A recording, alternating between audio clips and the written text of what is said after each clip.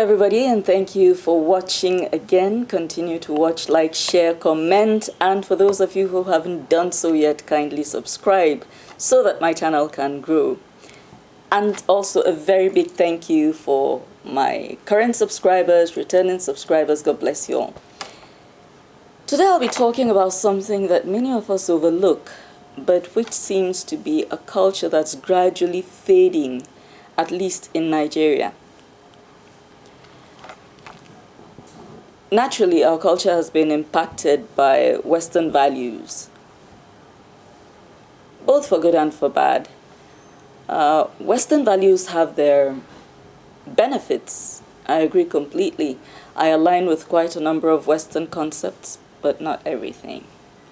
By the same token, I'm not suggesting by even in any way at all that Nigeria's cultural values are the best. Certainly there are things there that can't continue and things that have long been discarded as they rightly should, and so on and so forth. But one thing I think we should keep a hold on, which I think is very important, probably because that's how I was raised, those are the values I was raised with, is the culture of greeting and acknowledging others, especially elders and people in a position of authority over you. It's something that's gradually dying off, and I think it's sad. It's very sad. Nigeria, of course, doesn't have, it's a homogeneous society. We don't have just one culture. But there are certain traditions and customs that cut across all cultures. And one of them is the value placed on greeting. Among certain ethnic groups, and particularly people like the Yoruba, the Jukun, the Gala, and so on and so forth. With the Yoruba, for instance, if you're a young man, you're expected to lie on your belly when greeting your elders. Nowadays, they don't go all the way, except in certain instances. For instance, if they're in front of royalty and so on and so forth. Nowadays, many youngsters will just, bend over, in a way that their hand can touch the ground, and that is considered sufficient.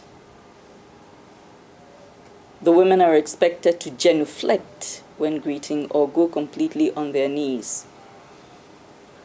For almost all cultures, women are expected to genuflect, men are expected to bow, and so on and so forth.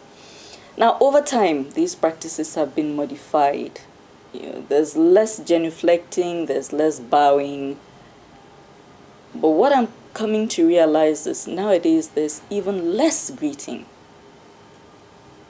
It's not uncommon for an older person to walk into, maybe a public setting, and you'll find any number of youngsters who are young enough to be that person's grandchild retain their seat, not acknowledge the person's presence at all, and, just go about their lives. When I was growing up, you'd be expected to give up your seat for that much older person. And sometimes the person would decline, but at least they would acknowledge the respect you've given them. I don't see that happen too often anymore, especially in our urban settings. And it's sad. It's really sad. I don't see people go out of their way to accommodate women, for instance, who are heavily pregnant. If somebody is seated in a bus and a woman comes in and she's heavily pregnant, some of these women could be pregnant and carrying a baby on the back. Everybody will be very happy to hold on to their seat and leave her standing. So is basic chivalry being polite, being considerate of your fellow man, especially people who are elderly, is that also going out of fashion? What many young people might not understand is this. Yes, Western values are good, like I acknowledged when I started my talk, but not all. Nothing is ever completely good and nothing is ever completely bad. Very few things are totally bad or totally wrong, and very few things are perfect, if at all. Perfection is a concept I think most human beings cannot attain, because as by the very nature of how we are configured, we are flawed.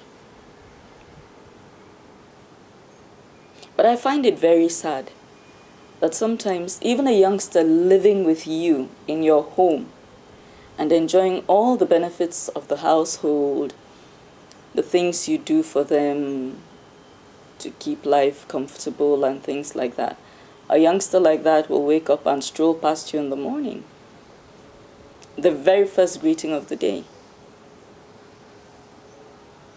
Or if they greet you, it's the kind of greeting I would call a throwaway greeting.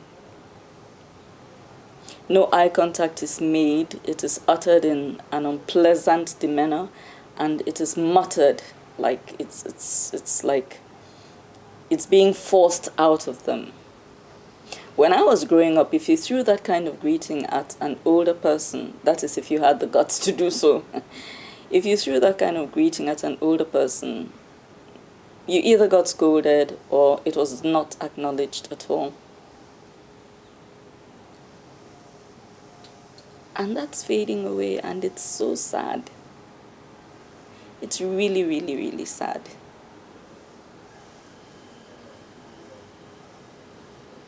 I remember some of the best things that have happened to me as a person are because I choose to be courteous, especially to those people that would ordinarily be overlooked.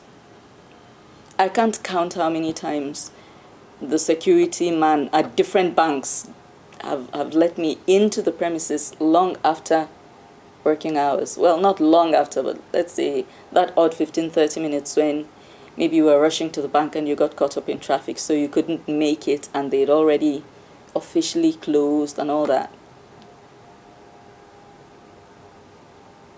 Because over time, I had created a rapport with these security people. Not because I think one day I'll need them, but because they're human beings, and I recognize the fact that on a daily basis, they have to deal with very difficult customers, people who ordinarily see them as riffraff, people who should be overlooked, ignored, and so on and so forth. So for me, that's my own small sacrifice daily. I come to any organization, I make sure I speak to the security people as politely as possible. I greet them with a smile. Sometimes I ask, how was today now? How your family? How was your weekend? With a smile. Just to be maybe that small, spot of sunshine for them for that day. Because I know most people won't do it. But over time, I've found that as a result of doing things like that, every now and then when I do find myself at the bank very late, these people are bending over backwards to, oh, auntie, no worry, make I call this person inside. You go, make I ask him whether I go attend to you. And it happens. So, then again, I recall back when I was one of these organizations where I was working at, I recall this was years ago. I was a young person. And I was leaving the premises, and this person was driving in or wanted to drive in. I noticed the gate man wasn't there. I chose to open the gate for him.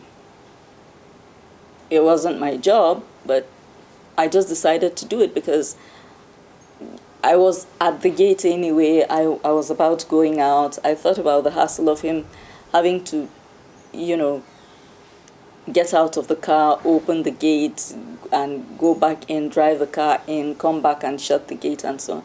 So I just opened the gates for him. He drove in and I closed the gate. It didn't mean anything to me. I was just trying to save him a spot of hassle. He wasn't even somebody in my department. You know, he wasn't somebody I ordinarily interact with on a daily basis. I just knew him as one of the other staff, an older person. But you'll never believe that one day a matter pertaining to me came up where I wasn't there, and this man spoke for me. He spoke for me. Perhaps he would have spoken for me even if I hadn't opened the gate for him. But I do recall that subsequently, after doing that, every day he'd greet me with a smile. Whenever we locked eyes or met each other, he would greet me with a smile. He became much warmer and nicer in his approach to me and things like that. So there are benefits to just being cordial to people, even if you want to look at it from the most selfish perspective. There are benefits attached to it. But if we take selfishness out of the picture, it makes you look good. It just makes you look good. When you're cordial to people, when you acknowledge other people's existence, when you, especially strangers, especially that person you might never bump into again,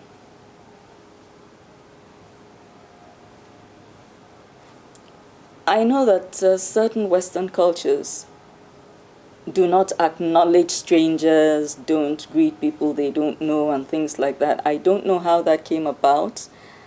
I think it's ugly. I wouldn't want to have anything to do with it. It sounds very cold. I like being acknowledged.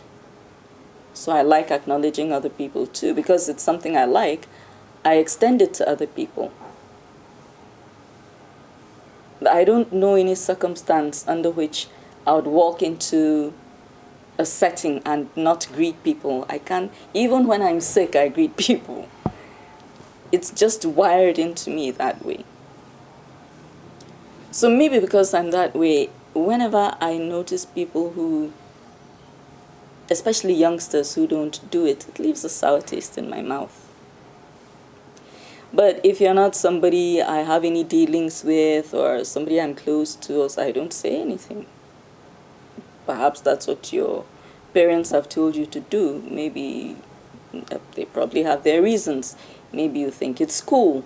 Maybe you align more with those Western cultures that say that you shouldn't acknowledge or talk to strangers. But that's one thing that I notice is dying away, and I think is really sad. It's really, really sad.